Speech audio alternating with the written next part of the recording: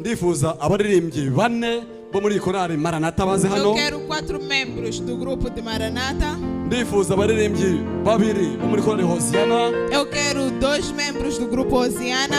Enquanto estou a falar, peço para virem. Mwebwe abari babiri muze hano. Eu quero 2 membros do Voice of Salvation.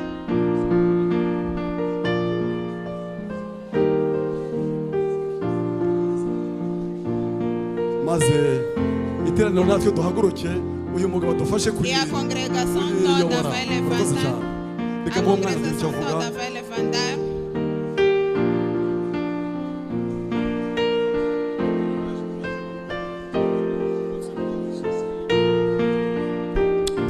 Vamos usar a língua em português. Vamos usar em português. Tugiye kuririmba mu giportugi. 34 em português.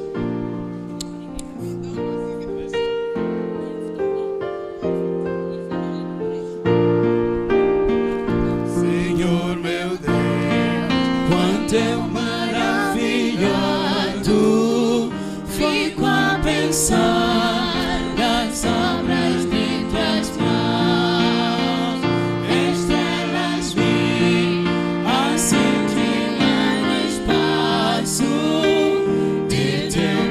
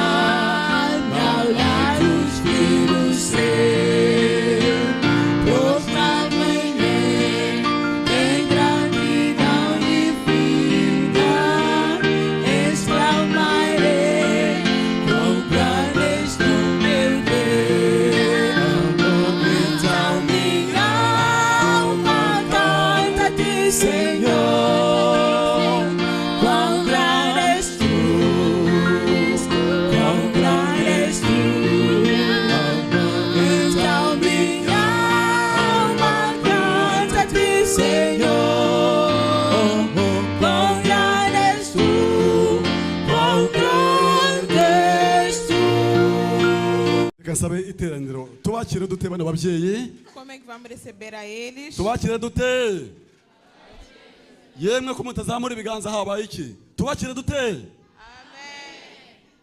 mwakoze cyane iyi korale Este grupo, ntekereza ko bafite ibihimbano by'indirimbo binyuranye eu acredito que tem várias músicas, haba kuri audio bambwiye ko bafite indirimbo z'agahano seja em áudio, kandi n'indirimbo z'amashusho nazo ni indirimbo nziza mwagiye muzumva também em vídeo. São boas músicas, acredito que já tiveram a oportunidade de ouvir.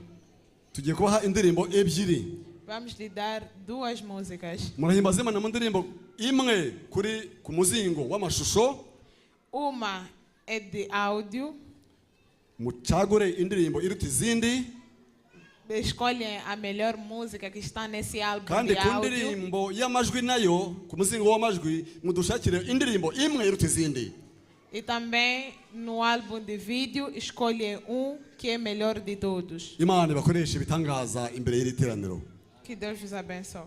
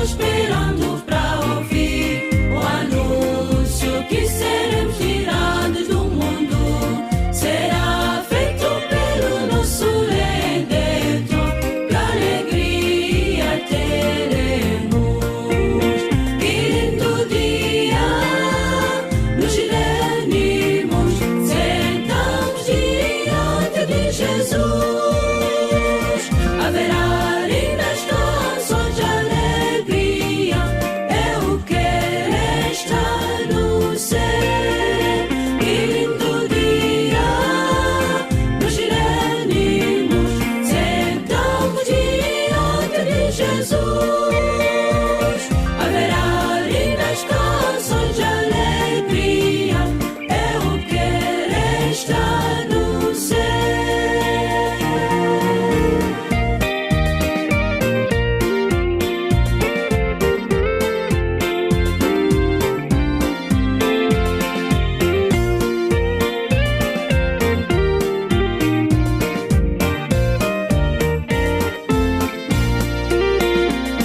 No mundo enfrentamos dificuldades, a morte e falta de felicidades. Nossos corações estão sempre partidos, mas há outra vida. Que lindo dia, nos reunimos, sentamos diante de Jesus. Haverá lindas canções de alegria. Eu quero estar no céu.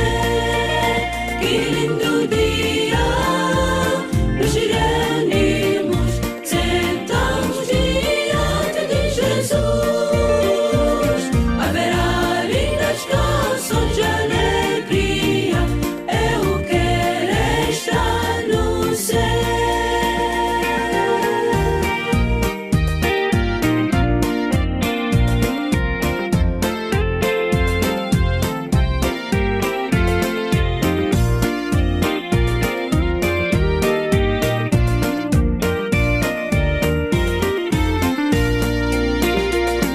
E quando falamos sobre o país em que viveremos com nosso Redentor, preparem-nos para a sua vinda, porque está chegando em breve. Que lindo dia, nos reunimos, sentamos diante de Jesus. Haverá lindas canções de alegria. Eu quero estar no céu. Que lindo dia, nos reunimos, sentamos diante de Jesus. Haverá lindas canções de alegria. Eu quero estar no céu. Que lindo dia, nos reunimos, sentamos diante de Jesus. Haverá lindas canções de alegria. Eu quero estar no céu.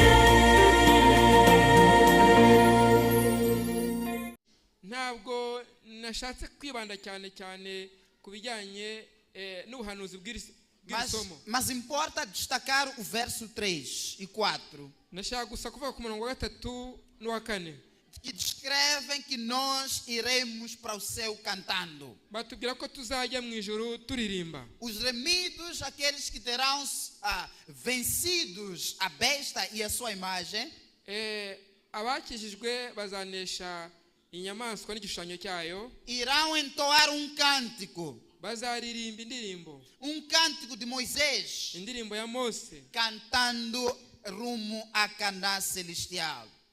baririmba bajya mu ijuru, baririmba indirimbo y'umwana w'intama, Admirando aquilo que são as obras do Senhor nosso Deus. batangarira ibitangaza by'Uwiteka Imana yacu. Irão reconhecer o poderio do Senhor Jesus, bazabona ubwiza ndetse n'ububasha bw'Uwiteka, o Rei de todas as nações. umwami w'amahanga yose. Por isso, niyo mpamvu é fundamental ari ishingiro para que todos aqueles que desejam fazer parte desse coral universal ushaka kujya muri iyo korali universelle wese desenvolvam algumas virtudes espirituais.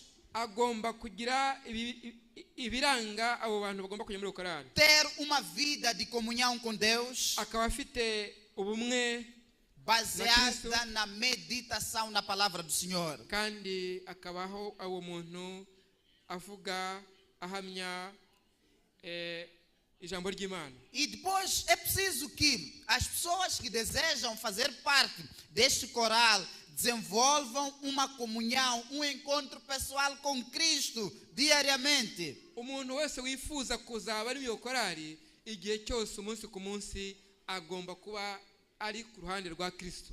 E como isso se faz? Ni gute ibyo agomba gushoboka? Tem que haver uma coerência entre aquilo que nós cantamos e aquilo que é o nosso estilo de vida. Hagomba kubaho ibyo tuvuga bikaba bijyanye, ibyo turimo bikaba bijyanye n'imibereho yacu. Devemos representar corretamente Deus e os seus princípios da igreja nas músicas que nós cantamos, editamos e compusemos. Tugomba kuririmba ibyo turirimba bikaba n'ibyo twizera kandi ari bikubiye mu ijambo ry'Imana. A nossa imagem pessoal uburyo tubaho twe bwacu deve ser inconfundível como filhos de Deus. Bigomba kuba ari ibintu bidatandukanye na gake n'abana b'Imana. Os artistas de fora têm a sua forma de se apresentar, mas nós, como pregadores da mensagem através da música, não akanya gatoya nkagira ikintu nisabira nta kibazo. Reka nsabe Quero pedir abanyamuryango dufatanije bansange hano. todos os patrocinadores e conselheiros do grupo coral, estou a pedir para, por favor, aproximar aqui onde estou. Estou a pedir ser um pouco flexíveis. Patrocinadores e conselheiros da igreja, aliás, do grupo coral.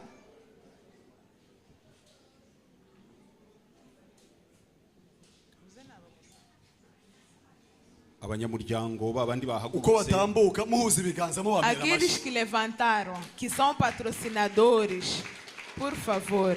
ndababona ababyeyi batambuka, ndabona abasaza bari kuza n'abandi ndabona bahaguruka baza. Ibyo ni byiza, gukorera Imana nta gihombo kirimo na busa. mu by'ukuri Na verdade, nk'uko umuyobozi wa gahunda bivuze, como o diretor do programa falou, kuba iyi korari igeze ahangaha para o grupo estar aqui onde está o dia de hoje, sinabura guhamya yuko ababene data n'abashiki banjye turi kumwe ahangaha babigizemo uruhare. eu creio, eu tenho a certeza que esses irmãos que estão aqui tiveram muita parte. Kandi nkaba mfite ibyiringiro yuko no muri iri teraniro E eu tenho fé que nesta congregação habasha kubonekamo abandi bene data n'abashiki bacu babasha kwiyemeza gufatanya natwe muri uyu haverá murimo wo kubwiriza mais ubutumwa. irmãos, mais irmãs que estão prontos a apoiar esses aqui. Bavandimwe dusangiye uyu murimo, Meus irmãos, ndabashima cyane agradeço vocês kandi ndabashimira yuko mutamvuna e agradecer porque não me pesam. igihe bibaye ngombwa yuko tugira igikorwa twafatanyiriza hamwe ngo dutere inkunga iyi korari. Quando é necessário que tiremos dos nossos bolsos para apoiar o Ndabashimira grupo, yuko mwitabira gahunda uko bishoboka kose. agradeço que vocês mantêm presença. Imana ishobora byose bampera umugisha.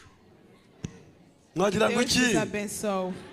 Umva mubanza mwaracitse intege ahari ryahumbye rwose izuba ntirikiriho. Mwagira ngo iki? Haleluya. Mwakoze cyane. Hakaba hari abandi batabashije kuboneka, Mas também ko ntabwo ari uku nguku há tungana. alguns patrocinadores que não vieram, pois não somos poucos assim. nkaba nagira ngo nsabe undi muntu w'Imana Pedir uma wumva pessoa twafatanya muri uru rugamba rwo gusenyera Satani dushyigikira uyu muryango wa Korali Voice of Salvation. Uma pessoa de coragem que sente que pode apoiar a nós para destruir o Satanás e apoiar a obra de Deus. Ndagusaba ngo utambuke uze hano. Por favor, levante-se e junte-se conosco. Quero uma pessoa de coragem. Ndabona Mwakoze umubyeyi cyane atambuka. rwose. Imana ibaho umugisha. Ndabona mwene data Ezekiel. Imana ibaho umugisha. Ndabona mwene rwose. data wundi atambuka. Iryo ni ishema ry'umurimo. Imana ibaho umugisha. Amém.